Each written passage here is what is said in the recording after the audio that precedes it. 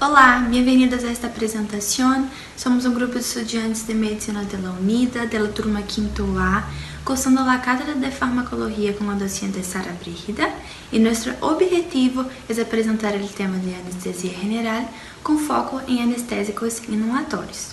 Estos son los integrantes del grupo y yo me llamo Isabela de Almeida y voy a hablar sobre la definición y algunas clasificaciones de la anestesia general.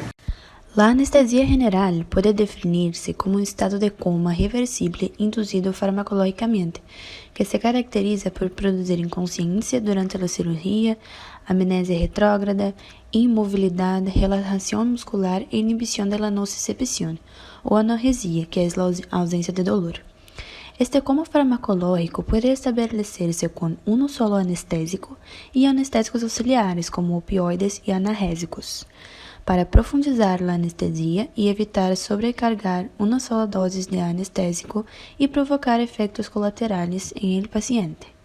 La anestesia general se puede clasificar en anestesia general por inhalación e intravenosa. Los anestésicos inhalatorios, tanto por líquido y gas, son inhalados y agem directamente en el sistema nervioso central y se utilizan cuando se desea una anestesia prolongada, lo que permite el control de la profundidad de la anestesia en una cirugía. Los anestésicos inhalatórios pueden ser induzidos em forma de líquidos volátiles, como el lautano, isoflurano, desflurano e sevoflurano, que são líquidos que se transformam em gás por vaporizadores e são agentes hipnóticos, depressores respiratórios e cardíacos. E por gases, como o óxido nitroso, que é um anestésico adjuvante que atua com outros anestésicos inalatórios ou intravenosos, provocando o efeito analgésico significante. La anestesia profunda passa por 4 grados referidos à acción de los anestésicos en el sistema nervioso central de un paciente. La etapa 1 es la etapa de analgesia, pérdida de la recepción del dolor. Aquí hay una baja concentración de anestésicos y el paciente aún está consciente.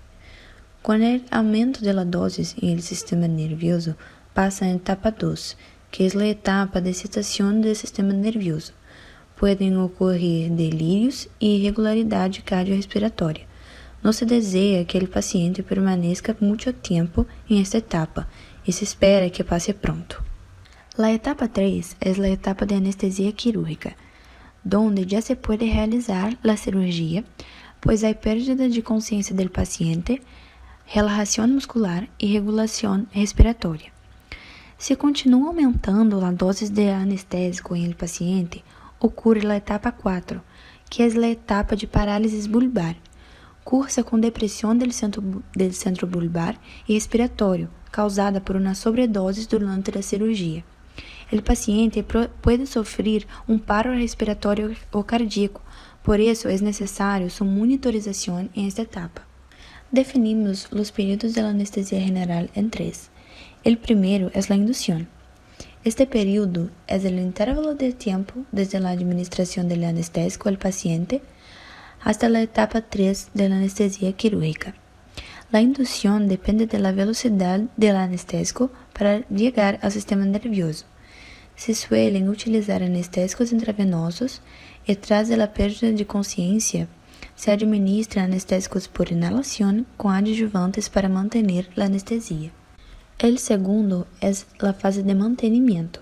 Es el período de tiempo en que los pacientes permanecen anestesiados durante toda la cirugía, donde el anestésico permanece en concentración suficiente en el sistema nervioso para bloquear toda sensación de dolor y conciencia. La anestesia se mantiene mediante anestésicos intravenosos o inhalatorios que permiten un buen control de la profundidad y el efecto de la anestesia.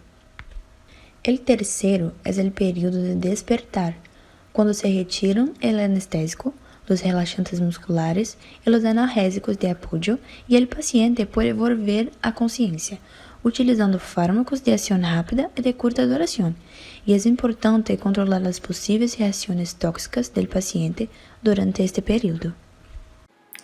Olá, sou Priscila e vou falar pouco sobre o mecanismo de acção e a farmacocinética de los anestésicos inhalatórios. Vamos a dividir los mecanismos de acción de los anestésicos inhalatorios en dos. Primeiramente, en los anestésicos líquidos volátiles, la familia de los furanos, isoflurano, desflurano y sevoflurano. Acá também poderia adentrar el alotano. E depois, em los gases, o mecanismo de acção de los gases, mais especificadamente o óxido nitroso. Nós já sabemos que os anestésicos inhalatórios logram depreciar o sistema nervioso central, ou seja, impedir a transmissão neuronal, a transmissão de impulso, fazer com que se extinga o movimento de resposta a um estímulo cirúrgico do paciente. Também são mais bem utilizados para o mantenimento da anestesia. Primeiramente, o paciente vai ser induzido com um fármaco intravenoso e depois, para controlar a profundidade e prolongar esta anestesia, vamos administrar anestésicos inalatórios. Nós sabemos que não há solamente mecanismo para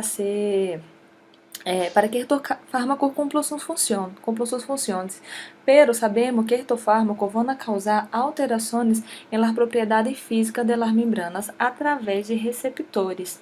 Então, esses receptores podem ser inibidos ou estimulados de acordo com suas funções.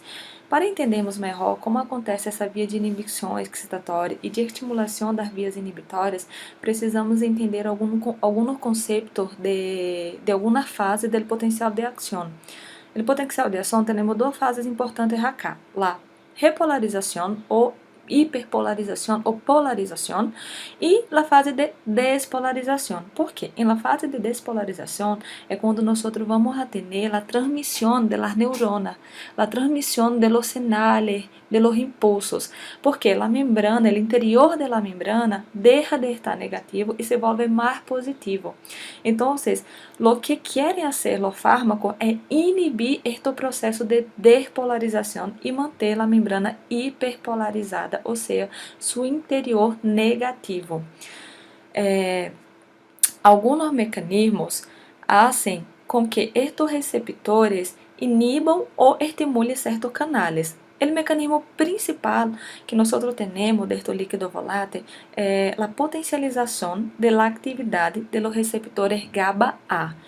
O receptor GABA-A é um receptor que tem uma afinidade por los canales de cloreto, que faz que o cloreto adentre ao interior da membrana.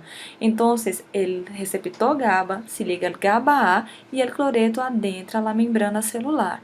Isto já ocorre fisiologicamente em la fase que nós chamamos de repolarização de membrana. Pero acá o que este fármaco pode ser é potencializar, então, mais cloreto para adentrar para esta célula e se quedando mais negativa, mais hiperpolarizada, impedindo esta transmissão das neuronas. Nós vamos atender também outro mecanismo através do bloqueio dos receptores nicotínicos. Os receptores nicotínicos são receptores que possuem uma grande afinidade ao sódio, e o sódio é o que despolariza a membrana. Então, ao inibir ao bloquear este receptor, o sódio não vai adentrar a membrana e não vamos atender a despolarização. Vamos a ter uma hiperpolarização destas membranas através da ativação de canais de potássio, que vão fazer com que o potássio volva a sair da célula, deixando a seu interior mais negativo. Vamos a sacar o potássio da membrana. Vamos ter também a ativação dos receptores de glicina. Estes receptores de glicina, o que eles fazem é uma resistência à despolarização da membrana, ou seja, eles impedem a despolarização desta membrana. E também vamos ter a inibição da reordenação de proteínas implicadas na liberação de neurotransmissores na membrana pré-sináptica, mais especificadamente a sinaptobrevina e a sintaxina. Acá é o mecanismo de ação do óxido nitroso de los gases, o que nós vamos atender é um bloqueio de los receptores NMDA. Estes receptores NMDA são receptores que têm uma grande afinidade ao sódio, ao potássio e ao cálcio, e quando se une ao glutamato, abre justamente os canais de sódio e de cálcio para o interior da membrana, fazendo com que se despolarize. Então, ao bloquear este receptor, nós também vamos impedir a despolarização desta membrana. Sobre as características farmacocinéticas, nós temos uma teoria de Meade-Overton que nos diz que a potência anestésica de um gás guarda relação com sua solubilidade em azeite de oliva. O que isto quer dizer? Que quanto mais solúvel este fármaco va a ser la grasa más potente va a ser este fármaco. E a potência de um anestésico está inversamente relacionada com seu MAC. O que seria MAC? MAC seria a concentração alveolar mínima. Ou seja, quanto mais potente, menos dose se necessita para lograr seu efeito. E já sabemos que um bom fármaco é aquele que a barra doses logra seu efeito. Então, temos que ter em conta que estes fármacos inalatórios vão se adentrar a través de los pulmones e deveriam também sair por eles para evitar outro tipo de metabolismo, pero o intuito do fármaco é chegar ao sistema nervioso central e lá exercer sua pressão parcial. Nós temos que saber que não há como medir esta pressão parcial no sistema nervioso central, porque não podemos meter uma agulha assim no cérebro do paciente para medir. Pero hoje em dia já se foi comprovado que a pressão parcial de los alveolos, onde sim podemos medir, é equiparada à pressão parcial do sistema nervioso central, pero com alguns segundos, minutos de retraso. Nós temos que ter em conta sobre este fármaco, porque hoje em dia nós não hacemos o mantenimento do paciente solamente com um fármaco, pero com mais de um, justamente por conta de suas propriedades anestésicas, por conta de sua solubilidade, a capacidade de atravessar a membrana alveolares. Acá nós temos as três propriedades mais importantes que temos que compreender cada uma para lograr escolher o melhor fármaco, né, de acordo com nosso paciente. Acá nós temos o coeficiente de participação sangue-gás. O que isto quer dizer? Quanto mais solúvel este fármaco vai ser na sangue. Por que temos que saber isto? Porque quanto mais solúvel é o fármaco na sangue, mais este fármaco vai demorar para induzir e para recuperar este paciente. A indução e a recuperação agem da mesma maneira. Se há uma indução rápida, vamos a ter uma recuperação rápida. Se a indução é lenta, a recuperação também vai ser lenta. Isto vai depender do quão solúvel. Quanto mais solúvel o fármaco, mais demorada vai ser a indução, a recuperação. La grasa, como nós dissemos, está ligada à potência. Então, só para nós comparar e conseguirmos entender. Nós temos acá o alotano. O alotano tem uma grande solubilidade na sangue. Então, é um fármaco que vai demorar mais para cumprir seu efeito, para anestesiar o paciente. E depois, na recuperação, também vai ser um fármaco que não vai ser muito rápido. Vai ser super lenta a recuperação deste paciente. Pero é sim um fármaco potente, porque é muito solúvel na grasa.